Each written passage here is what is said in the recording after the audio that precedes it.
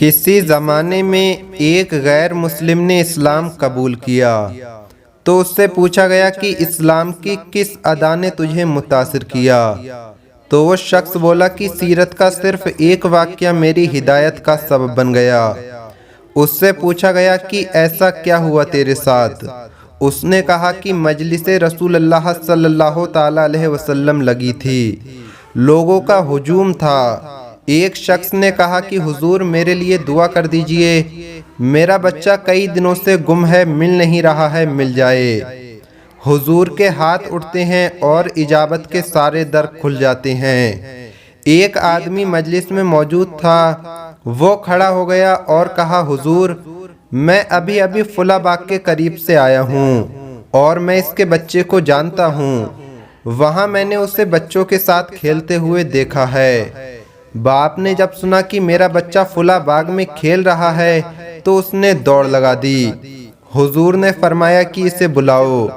اس شخص کو بلایا گیا تو حضور پاک صلی اللہ تعالی علیہ وسلم نے ارشاد فرمایا بہت جلدی؟ تو اس نے کہا جی حضور، آپ جانتے ہیں ایک باپ کے جذبات کیا ہوتے ہیں۔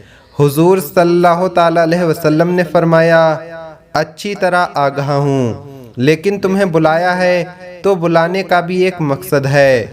اس شخص نے کہا جی حضور ارشاد فرمائیے۔ نبی کریم حضور صلی اللہ تعالی علیہ وسلم نے فرمایا جب باغ جاؤ بچوں کے ساتھ اپنے بچے کو کھیلتا ہوا دیکھ لو تو بیٹا بیٹا کہہ کر آوازیں دینے نہ لگ جانا، جو نام رکھا ہے اس نام سے پکارنا۔ اس شخص نے عرض کیا کہ حضور میرا بیٹا ہے، اگر میں بیٹا بیٹا کہہ کر پکاروں گا تو اس میں حرج کیا ہے؟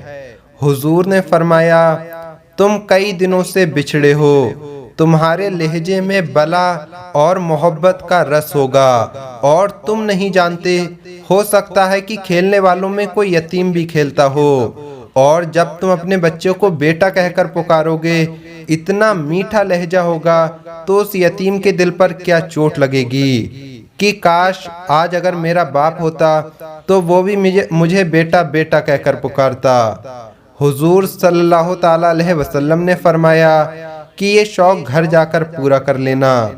ارے کوئی لاؤ تو صحیح کائنات میں ایسا، بیوہ کے سامنے اپنی بیوی سے پیار کرنے سے روکا گیا ہے، غریب کے سامنے اپنے پیسوں کی نمائش کرنے سے منع کیا گیا ہے، بلکہ میرے حضور نے تو یہاں تک فرمایا کہ اپنے گوشت کی خوشبو سے غریب ہمسائے کو تکلیف نہ دو، یا تو تھوڑا سا پانی زیادہ ڈال لو اور شوربے کی ایک پیالی ہمسایوں کے گھر بھی بھیج دو، اور اگر ایسا نہیں کر سکتے تو ایسے زاویے میں کھانا بناؤ کہ اس کے بچوں تک تمہارے کھانے کی مہک نہ پہنچے۔ بچے بچے ہوتے ہیں، ضد کر بیٹھے تو وہ مزدور کیا کرے گا؟ وہ ان کی ضد کو کیسے پورا کرے گا؟ ان بلکتے بچوں کے آنسو کون پوچھے گا؟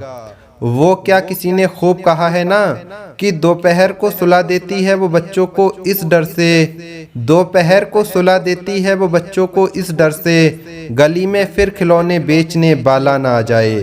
اس شخص نے کہا کہ حضور کی سیرت کے اس ایک ہی واقعے نے کہ یتیم کے سامنے اپنے بچے سے بھی پیار نہ کرو اور اس سے بیٹا بیٹا کہہ کر نہ پکارنا، اس نے مجھے بتایا کہ اسلام ایک کیسا مذہب ہے، اسلام میں سب کے حقوق کا کیسے خیال رکھا گیا ہے۔ آخر میں دعا ہے کہ اللہ پاک ہمیں سمجھنے کی اور عمل کرنے کی توفیق عطا فرمائے، آمین اللہم آمین۔